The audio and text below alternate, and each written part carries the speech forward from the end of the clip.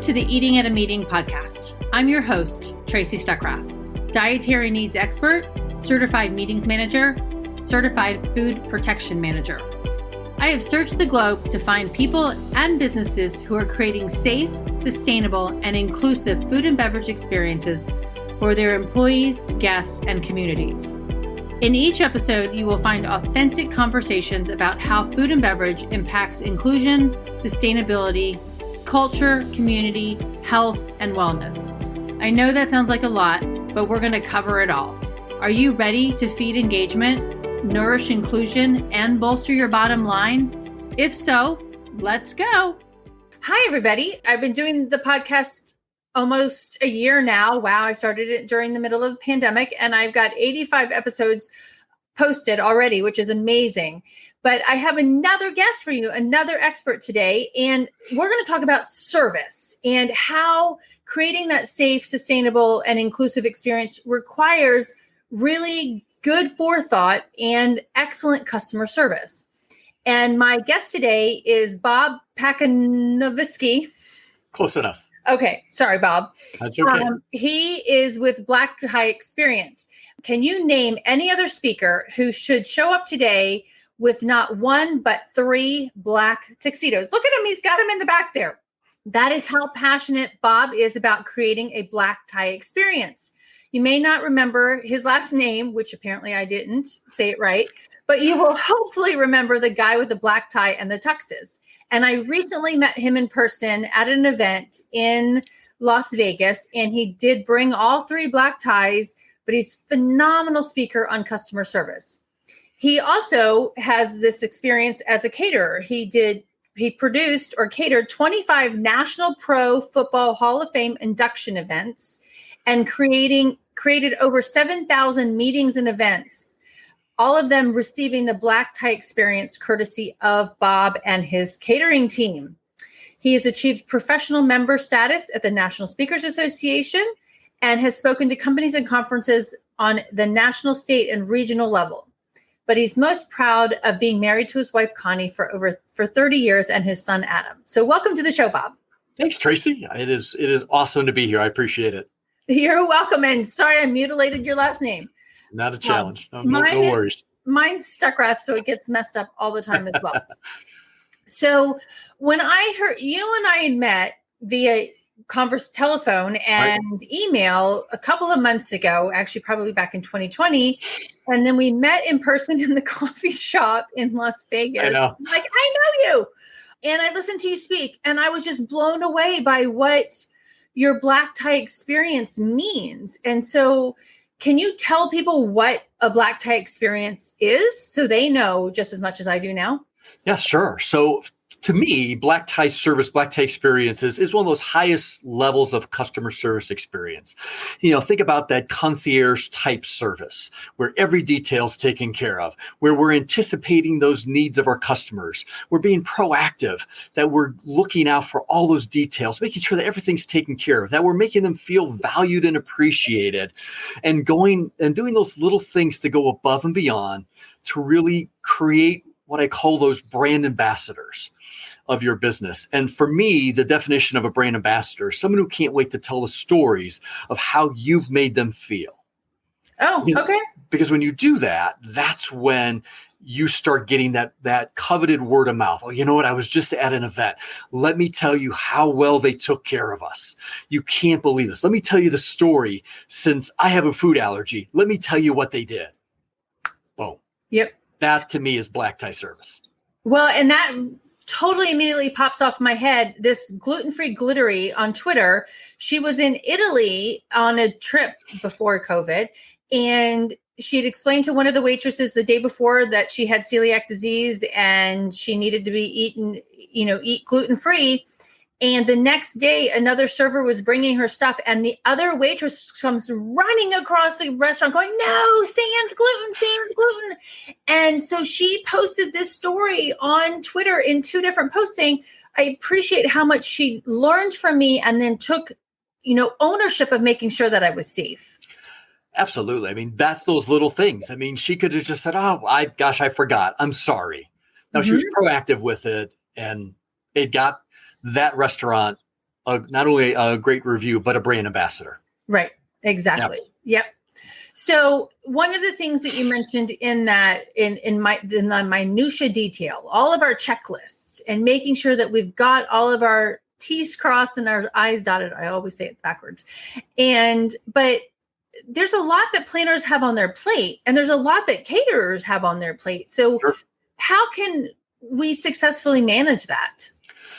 Well, first of all, it's asking the right questions, and then listening and making sure that everybody on your team, and by team, I mean the entire scope. Well, so for example, for us, when, with my company, I mean, it was us, but then I could be working with a meeting planner. I could be working with a venue that we represented.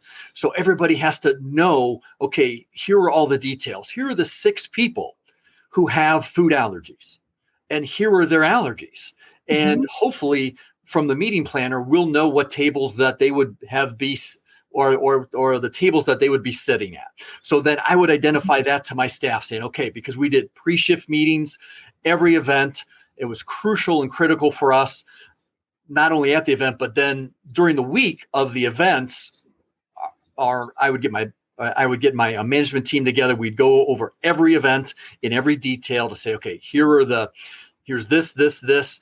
What are we doing? How are we doing it? So that when we got to the event, our staff knew exactly what had to be taken care of. And and for the most part, it worked. Yeah.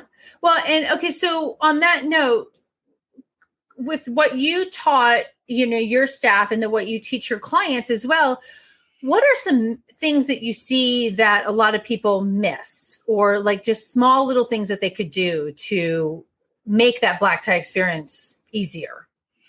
Just in general, or in relationship to food safety? Just in general. Oh. we don't have enough time. No. No. Well, but so it just starts with just the basics, Tracy. I mean, I talk about customer service and the difference between customer service and hospitality. And customer service are those tasks that we should be doing anyway. I mean, we should be greeting people, which sometimes we don't even do that. I mean, we can't even look up from what we're doing just to acknowledge someone that they walked in the room. But greeting them with a friendly smile and a greeting, I would tell my staff, like, I don't care how many times you have to say, welcome to the blank art museum, whatever it is. But you have to make people feel welcome, because hospitality is welcoming strangers. It's how we're going to make them feel. So, you have to do that task of welcome, but then how do you make them feel while you're doing it? So it's looking out. Like I would tell my staff, it's about having the vision. And here's what I mean by that. So let's just say, for example, we're doing a corporate event, and in walks 3 or 4 people from the team of the meeting planners, and they got arms full of stuff. And we should be able to have that vision to anticipate that, to go up to them. Hi, good evening, welcome. It's so glad to see you. Where can we help you put these things? What?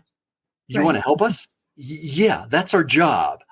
But how we go about that, not in an angry sense, like, my boss told me I had to go and help you. Right.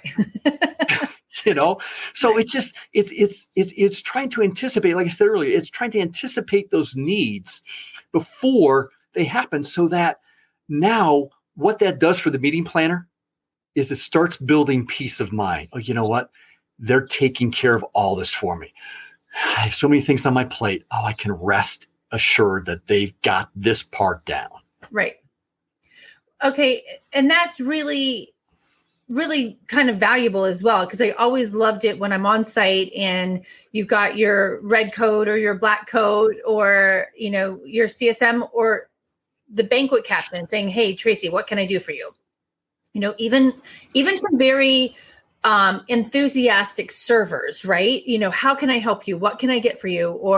And we were talking before the show started, is that one woman I was just at MPI WEC, and we were at Caesars Forum in Las Vegas, and I overheard a server having a conversation with one of the other guests and about the food. And she was asking if there was gluten in this Asian dish. And the server's like, I don't know, but let me check. And can I have your phone number and I will call you? And, I overheard that and she walked away and he's like, I don't know if I should have asked her for her phone number. I'm like, you totally should have, because she is going to appreciate the extra step that you took to find that out and call her. And thankfully it was gluten-free because they had used gluten-free tamari as the sauce on there. So she was fine. But that was that extra step that I think comes with black tie service. Yes, it does. And I love that because that's a great example. That's what we would teach our staff. Our frontline staff did not know all the answers to the menu. They just couldn't. They were either part-time or part-time as needed. We had full-time staff, but they didn't know. But we would train them. And that's the key, Tracy, is that there has to be some training involved. And I call it involving your staff. You can tell them, you can show them, but you have to involve them in the training. So we would teach them, okay, when a guest comes to you and says, you know what, I have a question for you. I have this XYZ. What is your answer? Now, it's not robotic, it's personalized, but then you must find the answer and get back to them. Mm-hmm. Because they didn't know if there would be soy in the meal, but someone in my kitchen does. My kitchen manager does. My chef does, my sous chef does, somebody knows. Right. Get that answer. That's because that's where people, I don't know, you'll have to talk to somebody else. No, you do it. So I would empower my staff to make sure that they find out those answers. Well, now that's got to be kind of hard. Because you said part-time. So, just talking back to Vegas, you've got A, B, and C level servers. A's are full-time, B's are part-time, and C's are on call, basically.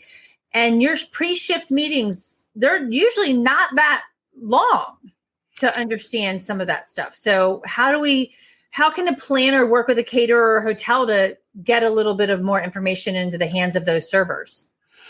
Well, give as much detail as possible, because here's what we did is it didn't matter what level our staff was. Every staff person that worked an event got the BEO from our event manager 2 to 3 days prior to the event. Wow. So that means, and one of their tasks was they had to know the timeline and the menu, because the two questions that we would get was, what time is dinner? Yep. I don't know, 7:30-ish. And then the second one is, I'm curious, what's on the menu? Oh, there's a chicken thing with this green sauce I think I saw in the kitchen. No, they had to know that it was a Tuscan chicken that was that it was breaded with panko crumbs, and it was stuffed with fresh basil, fresh mozzarella, and sun-dried tomatoes, and topped with a bechamel cream sauce. Mm-hmm. They had to know that. And I would go up to them and say, hey, what's on the menu? and whether people were just curious or if they had a food allergy, they needed to know. Because if they're coming to an event that, say it's a corporate event, and they don't know what's on the menu. Right. And if they have a food allergy, they want to know. And so we had to be prepared for those answers. Well, and I appreciate that so much, because to me, all right, so brand ambassadors, to me, servers are your brand ambassadors, because they are the front-facing person to the client. Yes. And the chef is in the back. You're running around, whatever you're doing. But that server is the one that's representing not only the catering team, but it's also representing the event. And I think we take that for granted a lot. And, who gets blamed for bad food, right? It's typically the caterer. It's not necessarily the meeting planner or the event that gets blamed for bad food or incorrect labeling and things like that.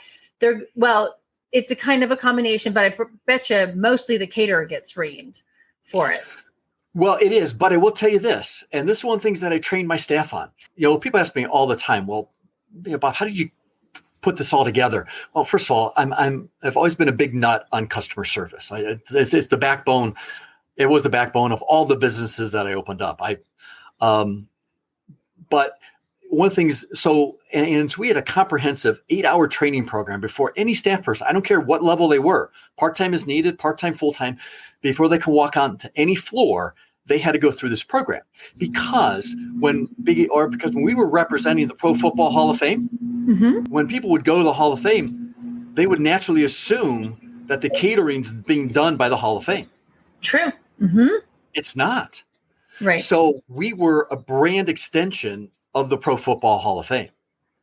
So I took that very seriously, and my staff knew that everything we did represented each of the venues that we represented besides us. That's huge because, and I don't think we think about that either when we're also even talking about sponsored events that are happening at a specific convention, right? That is kind of an extension of that. And, XYZ company has signed a contract with that sponsor to be at that event. And so you have some general guidelines that you should follow to make sure that you're representing. Now, going back to the training, the 8-hour training, I know some places that don't want to pay their part-timers to come in and get that training. They just, that just blows my mind. I'm like, wouldn't you want that? They don't want to put them on the clock to get that extra training. Is that?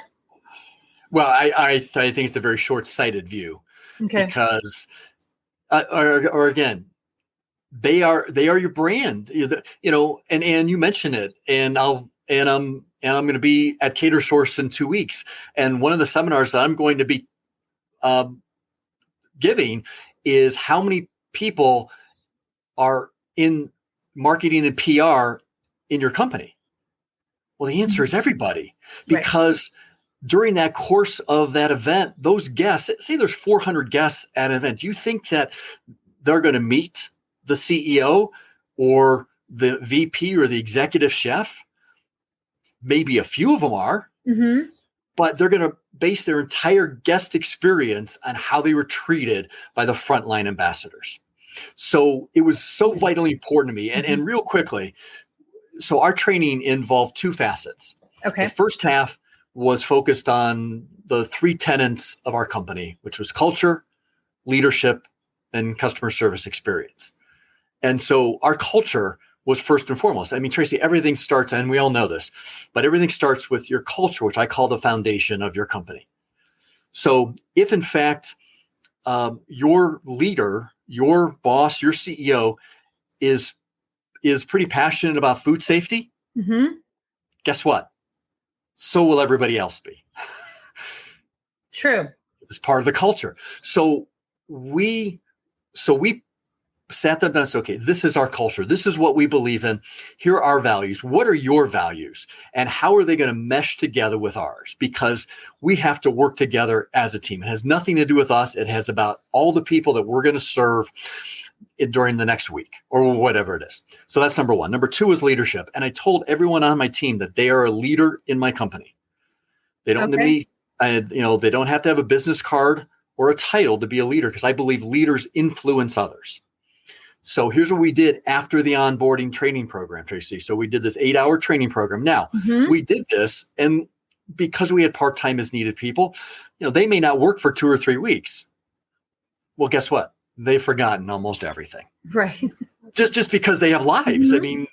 So what we did is I paired up veteran staff people at the events for about the first 3, 4, 5 events with the new person. So that veteran staff person became that mentor, became that leader for that new staff person. So now they could say, hey, come here. This is how we're going to do things. This is our way of doing things. And it worked. Talk about building retention. I bet. Yeah. And so then it empowered my veterans. Like, wow, Bob trusts me to lead this individual, these 2 people, whatever it is. That makes complete sense. And then the third was the customer service mindset. We get one chance in this industry, Tracy. We get one chance to wow our guests, create a lasting impression. You mentioned the 25 Pro Football Hall of Fame parties, which were phenomenal for us. It was such an honor. But we did Ralph Wilson Jr., who was the owner of the Buffalo Bills. He was 91 years old at the time. Wow. Tremendous individual, and just a great human being. I had the chance to meet him. But, so I'd say this in my seminars. I couldn't go up to Mr. Wilson and say, I'm so sorry, Mr. Wilson. We screwed up your Hall of Fame party. Can we come back next week? I promise you we'll be better. You have to pay for it. Right. I'm not paying for it. No, we couldn't do that. So we had to make sure that our staff knew what to do. They were trained. They were involved in it. Now, did we make mistakes? Sure. Of course we did. Did we let our clients see them? We tried really hard not to. Mm-hmm. Yeah. But that goes back to the training. And, I would have people come to me and say, Bob, I don't get this type of training in my full-time job when it comes to customer service. I'm like, okay, thanks. Right. Well, and that's really hard. And I think it's going to be hard as we come out of COVID and come back to work, and bringing people into spaces and servers, et cetera. It's like, I think having that extra bit of training, that extra day, to get them trained and get them to feel more comfortable, because then that makes them that better brand ambassador. Well, yes, you're correct. Now, the two other things that we did with our training, I mentioned the mentoring program, right? But the third one, which most people don't do, is the follow-up training. Okay. So we try to do this at least 2 times a year, 3 times a year. Were we as successful? It'll depend on the year, but I would try to at least bring people back every 6 months to say, hey, let's come back. Let's come back for 2-3 hours. Let's just refresh our skills. Here's the things we're doing well. Here are the things we need to improve on, because here's what we're seeing. And it really helped. And not pointing fingers at people. Absolutely. Right? Yes. Exactly. Yes. Okay, so for everybody who's just now joining us, I'm Tracy Stuckrath with Thrive Meetings and Events, and you're listening to the Eating at a Meeting podcast. And my guest today is Bob Pacanovsky. Yes. And I nailed it. Woohoo! Who is the founder of Black Tie Experience. And we're talking about how organizations, companies, food service providers, and meeting planners can provide black tie service for all of their stakeholders that are attending their events. So one of the questions, Bob, that we talked about earlier before the show was, how does service excellence and hospitality, and maybe define those 2 different words for everybody, tie into providing a safe and inclusive food and beverage experience?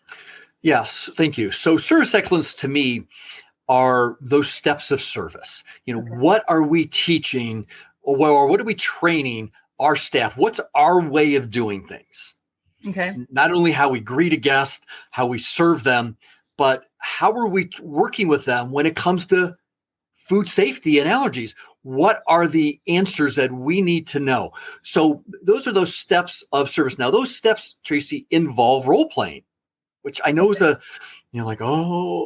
play. Well, it's practice. Think of it as practice, because all the champions practice all the time. Mm-hmm. And yet we just want to throw people out on the floor and say, well, hey, whatever you can do. Service excellence is all those tasks that we've defined as a company, as a meeting planner, as a catering company, as an event company, that are so important that these are non-negotiable when it comes to delivering that top-notch black tie experience. Okay. Now, hospitality is how we make people feel while we're performing those tasks. I mean, we can have the most wonderful service, but if it's mundane and it's not enthusiastic, and you don't show that passion, you don't show that empathy, big deal.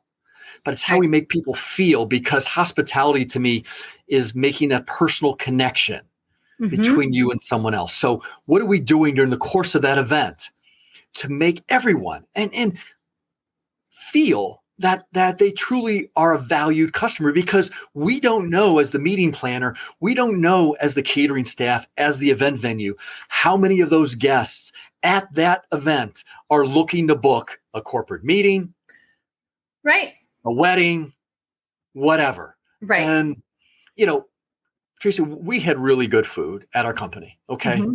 But so do a lot of other venues. What I believe separated us was what I talked about earlier, that training program, how we trained our staff to deliver that first class black tie experience. So people would walk out and say, you know what, man, I got to call this company. They just made it so easy for us. So it's combining both of those. And when it comes to food safety, it's you talk about that, we all have to eat. And right. Yes, but you know what? I'm going to say that every guest should have a dining experience, regardless of what food they're going to eat. Okay. That makes sense. And so if that means that, the answer is, it isn't, oh, you're a vegan? Well, I guess you should have eaten at home. I got that from somebody. I got that from a venue last week. What? Right. That's or bring your own food with you. Right. No, but you don't allow outside food and beverage. Right. So, but again, that if our staff doesn't know that ahead of time, then how are they expected to deliver that? So that if our staff knew that table 5, this individual has a gluten-free allergy, then we're going to go and introduce ourselves and say, hi, my name is Bob, and I'm with, and I'm the meeting planner. I'm the catering company. I understand from my guest list that you have a XYZ.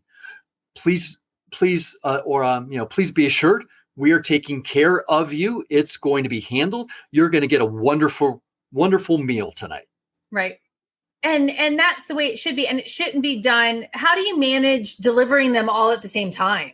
I mean, that's got to be a challenge. And which reminds me of another question that I want to ask you. But, a lot of times people who have the different requests, their meal comes 20 minutes after everybody else's does. Tracy, it's all about systems. Okay. We got our systems down, and I teach that now when it comes to plate up meals. I teach how to perfect these systems so that, because for me as the host, as the catering company, event company who's the host of the event, whatever it is, right? I wanted that table to be served all at the same time. Mm-hmm. We don't auction off food. So who wants the vegan? Who wants the vegan? Who's got the vegan? We got $15 for a vegan? Come on, let's go. Right. Yeah. No. Now, understand sometimes, oh, you know what? So we serve the table and then we have a guest like, oh, I am so sorry, but I thought that I had put on my menu card that I'm a vegan. Mm-hmm. Okay, not a challenge. Let's, so those things happen, but by and large, it's about systems. We've got to get people served, because that is, Tracy, it's just plain rude that you're going to wait 20 minutes for a meal, or whatever it is. 5 minutes is too 5. Right. Especially if you paid the same amount of money, to be there. You've communicated your needs in advance, unlike that person who just said, oh, I forgot, right? You communicate, and to make sure that you have that black tie service, you do need to communicate your needs in advance. And you and I've talked about this before. It's like, we don't be afraid or ashamed or feel like you're a burden if you have a dietary need. Let us know in advance so that we can give you that black tie service, because that is our goal.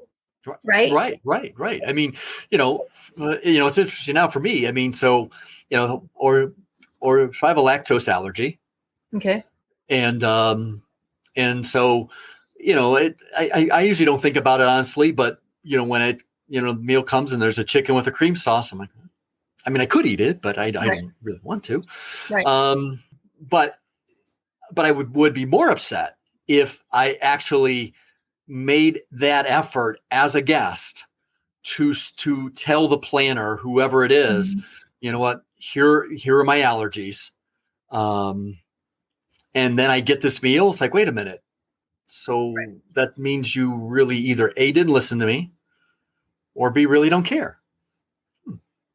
Interesting. So what best practices have you seen or that you implemented that help that communication channel, getting from the person who requested it, and even actually a best practice of asking about it, right? And then getting it and passing it all the way through, because it's like the telephone and the can and the string, right? The conversation gets messed up. Well, again, for me, it came down to systems. Okay. So we had a system in place that if we knew that we had 6, 7 people who had these various allergies, it's all documented. It's all going to be passed through the chain from our management meeting where we went over every detail of all the events. Then we put that on the BEO that we send out to our staff that says, here's the menu. Also, we have 6, 7, whoever it is. These are the various allergies. Please be aware of them. And then it's covered at the pre-shift meeting. Now, hopefully, whoever is, let's say it's a sit-down dinner. Right. Hopefully, if the meeting planner also, like we're going to be working with them, I mean, he or she's going to be talking with us anyway about this, but hopefully then they will do something to identify who those people are at those tables, whether it's a card, a color-coded, whatever it is, so that we're not auctioning off, okay, so who's the person again that got the... Right. Mm-hmm. So it's just really about making sure, there you go. Yeah. Cards like this, and having a variety. I have a whole bunch of them, but a variety of those so that people can hand this to your server, right? Correct. Right. Yeah. Right. Yeah. Now, so it's to me, it's about having the right systems in place, to have those details in the back of the house, which back of the house means in this sense, what we do as a catering and event company, so that it's a seamless experience for the guest. And that's where I think we mess up is somewhere along the line, the chain gets broken. And now, oh gosh, I didn't know that you wanted that. Oh, I'm so sorry. Yeah, exactly. Okay. So some people are scared to train their people because they'll train them and they leave. What happens if you don't train them and they stay? Right. Exactly. I mean, that's just a saying from decades now, right? Right. But so train them and elevate yourself to that black tie service. And I think when they feel more valued because you provided them training, they're going to stay with you. Well, yes. And, for us, I mean, I had my catering event business, Tracy, for 15 years. And during that time, I had staff that were with me for 11, 12, 14 of those years. Wow. Now think about it. These were part-time or part-time as needed people. What we did was off-site catering. So I used to joke with my staff is that we never got to play a home game. That's true. we had everything on the road of loading and unloading and reloading and unloading and but yet it's I believe it's how we treated them, how we took care of them that made them want to stay. Right. And if they left, they left. But why not empower them to do the very best job they can and try to keep them there? Or worst case scenario, have a program in place so that you're not reinventing the wheel every single time you have to train. The program's already there. Right. And that's what we did. I mean, the program didn't change for us. The people may have, obviously. And I mean, it didn't work all the time. I mean, we had people who, oh, Bob, sorry, I didn't really think this would be like this. It's a lot more work than I thought. I'm like, thank you. I appreciate you being here, and I wish you could stay, but I understand, and we'll move on. Right. But I mean, our last Tracy, though, just about that is I think, and I understand because you're a small business owner, I'm a small business owner, and I get this, but I think we sometimes look at training as a cost, but I think it has to be that investment. So I was happy to make that investment in my people if I knew that it would keep them there longer. True.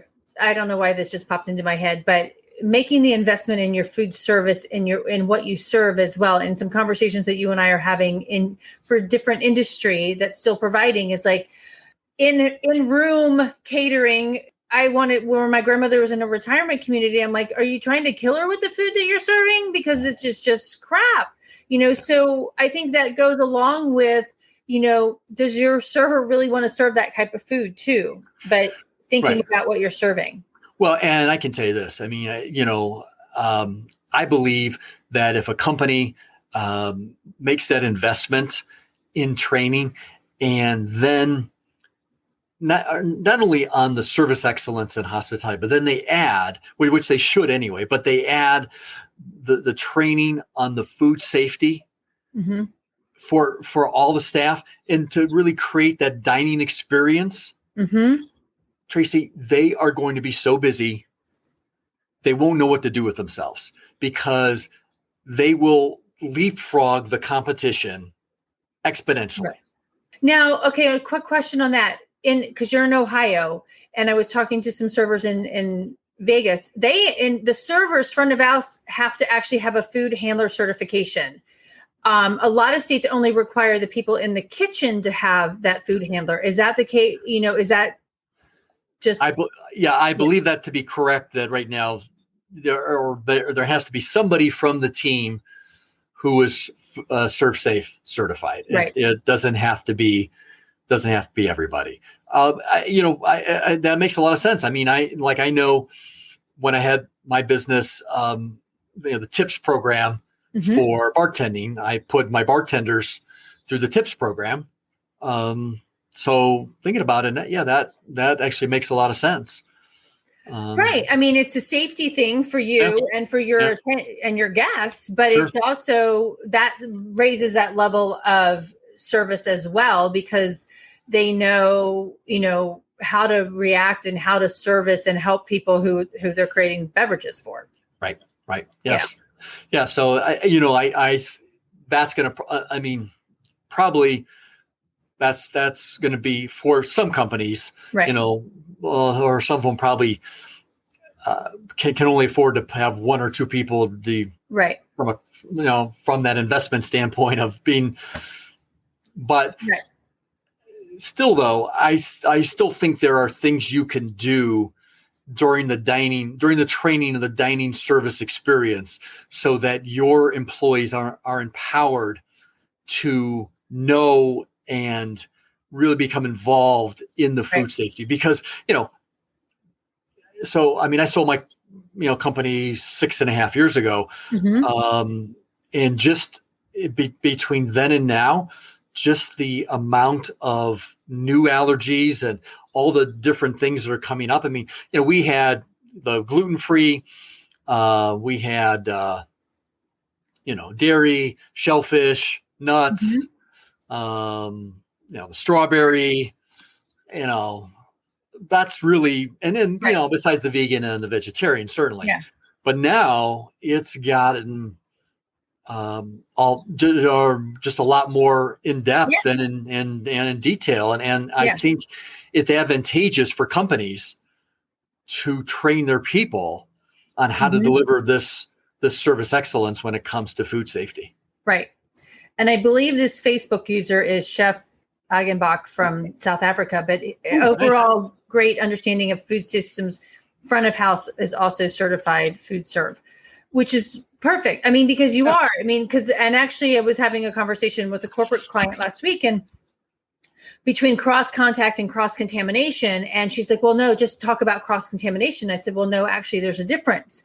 Cross contamination is in that production mode of that." More for manufacturing, but cross contact happens at events and in kitchens constantly. And that's where a crumb gets into a dish that it's not supposed to be, or a serving spoon, when you're going through and you've got the salad without cheese and then the salad with cheese right next to each other.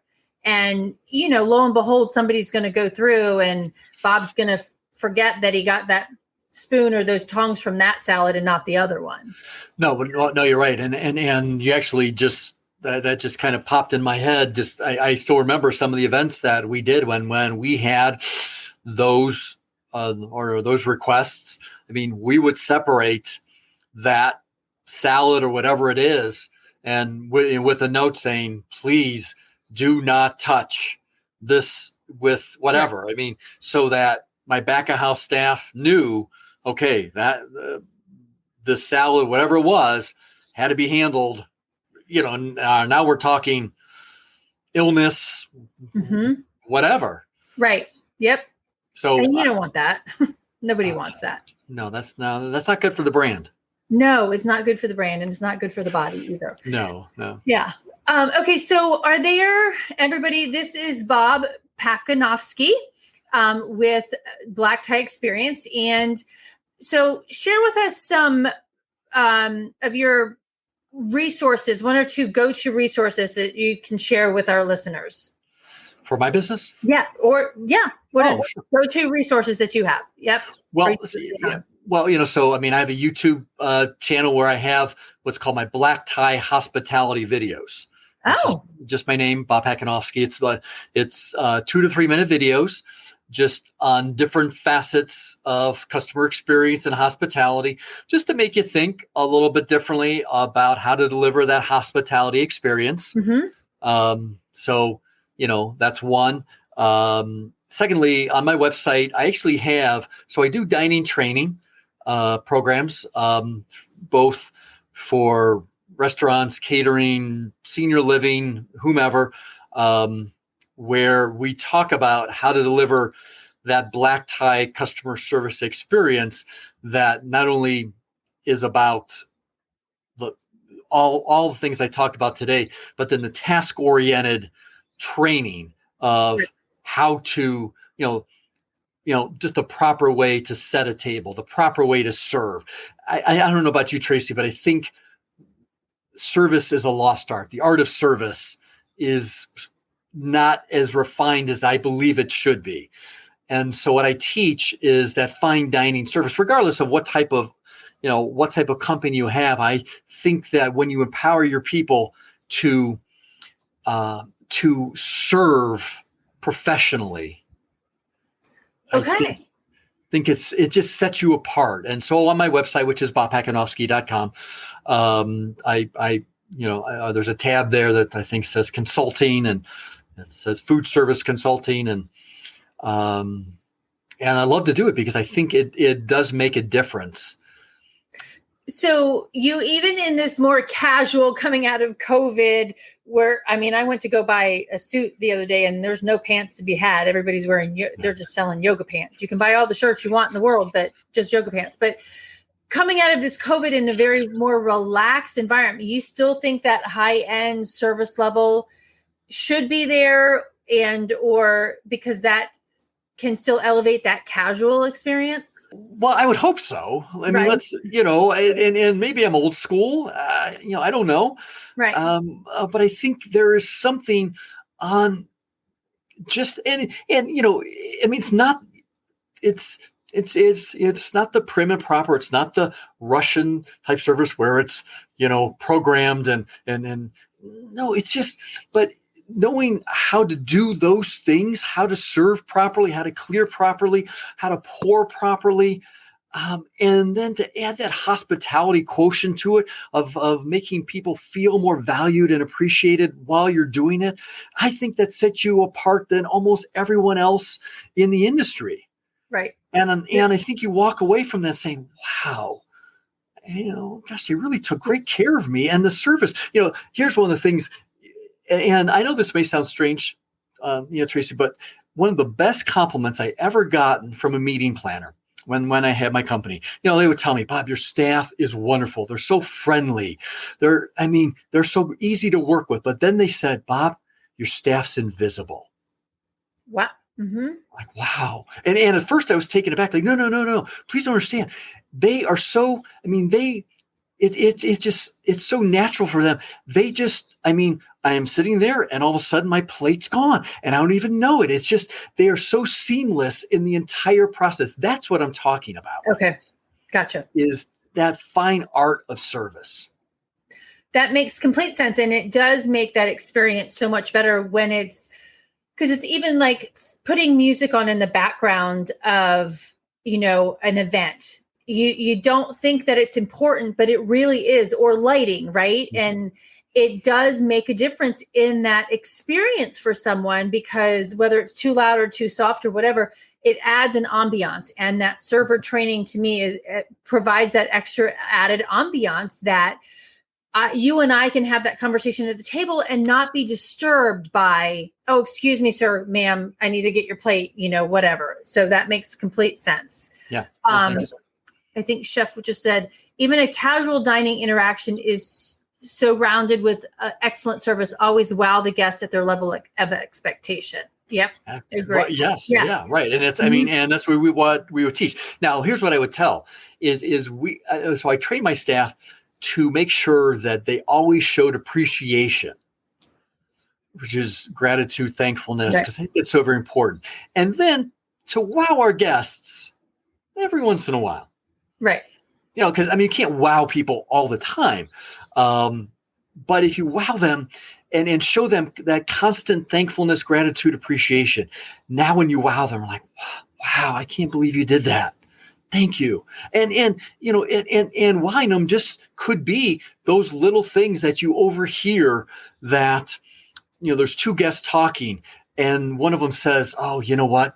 Oh my gosh, I forgot to order my special meal. And gosh, I really need to make sure that, well, now is you as the waitstaff person like, okay, wait a minute. I just heard that. So I'm going to go back to my event manager. I'm going to go back to the kitchen manager. Hey, chef, whoever, listen, I just overheard there's someone that ordered this, but you know what? Here's what they really want.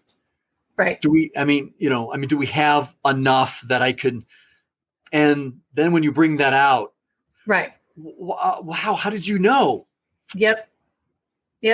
Well, and that reminds me of an event that I was at, and day one, the meeting planner had given all of us different cards, and we gave the card to our server, and she had 3 of us at one table, and she was like, okay, I got him. And then when she brought him out with the plate covers on it, each one of our cards was on top of the plate that matched our meal. And then the next day we gave the meal card to the other waiter, and he's like, what do I do? What am I supposed to do with this? Right. And so the woman up front, she wowed us because she's like, oh my God, I'm going to make sure that everybody's name is on the right plate. And she was so exuberant. Okay, let me get these for you. She was so excited to be able to provide that service. And I think it just goes to show of that training. Granted, that was probably I say granted, that was a last minute person coming in. But I think going back to what you said, a little while ago, is that we need to give that training to anybody who's coming through our door. Yeah. Yes, we do. Because, it's more so when you're there for a 3-day conference, you as the server, hopefully you'll get to recognize people. That if you're going to work or you're going to leave notes, hey, I'm not working today. Now maybe that's asking too much. I don't know, but somewhere along the line, and Tracy, it goes back to systems. There has to be a system in place that if I have new people coming on day 2, they've got to know what is so important when it comes to food safety, food allergies. Okay. So, oh my gosh, we could talk about this for a long time. Yes, we could. And small gestures often are the biggest wow. So absolutely. Thank you. Agree. Yes, I agree too. Okay. So I ask everybody, what is your favorite food and favorite drink? Okay. So I'll have 3. Oh, wow. Okay. Well, so I think my favorite food is pizza. Okay. My first just business, pepperoni or all the works? Well, usually the works, okay. With the pepperoni, sausage, mushroom, onion, pepper. And so I first started out in this business, in the pizza business. Okay. Believe it or not. My favorite pizza, we used to make this stuffed deep dish pizza. So it looked like a pie. Oh, it's lunchtime here, Tracy. What are you doing to me? So that's number one. But then also, because what I asked too is, so then my favorite snack is sea salt and pepper chips. I just love that. And then my favorite drink is iced tea, but it's a green tea with a little bit of honey. Okay. That sounds delicious. Yeah. Yeah. So. I wish I could find a really good deep dish pizza that's gluten-free. Yeah, no, that's, I and as a lactose intolerant person, what kind of cheese do you use? So, the funny thing is, and so I have a weird lactose intolerant allergy because there are only, I don't know if this makes any sense or not, but there's only certain types of dairy that affect me. Yep. That makes sense. It happens. So like the heavy cream is a no for me. Mm-hmm. Cheeses, more of the cream cheeses. Okay. Like the ricottas, the cream cheese, all that. But mozzarella, provolone. Yep. No issues whatsoever. Okay. All right. Well, good to know. So now, what's your favorite? Oh my gosh. I love blueberries. You could fill my room up with blueberries or just put me in the field and I would eat them my way through. I love Brussels sprouts as well. And I love sparkling water. So, and with a lime in it. So that's my drink of choice. Across the board. And sometimes I'll put, different fruits in there and things like that. But yeah, that's my drink. So it's super simple, but blueberries for sure, hands down, are my favorite. I love those too. Thank you. Yeah, exactly. Okay. So Bob Pacanovsky, thank you. I'm going to nail it every single time I talk to you now. Thank you. You're welcome. Thank you so much for being my guest here on the Eating at a Meeting podcast. And we are here talking to all kinds of experts in the food and beverage industry. And you need to check out Bob on his website. I posted it on the bottom. But if you're going to Cater Source, make sure that you're going in 2 weeks in Miami, right? Make sure you go to his classes on this black tie service, because I saw him in person speak and I thought it was fantastic. So you're welcome. And until next time, stay safe and eat well. Thanks, everybody. Thank you. Thanks for listening to the Eating at a Meeting podcast, where every meal matters. I'm Tracy Stuckrath, your food and beverage inclusion expert. Call me and let's get started right now on creating safe and inclusive food and beverage experiences for your customers, your employees, and your communities. Share the podcast with your friends and colleagues at our Eating at a Meeting Facebook page and on all podcast platforms. To learn more about me and receive valuable information, go to tracystuckrath.com. And if you'd like more information on how to feed engagement, nourish inclusion, and bolster your bottom line, then visit eatingatameeting.com.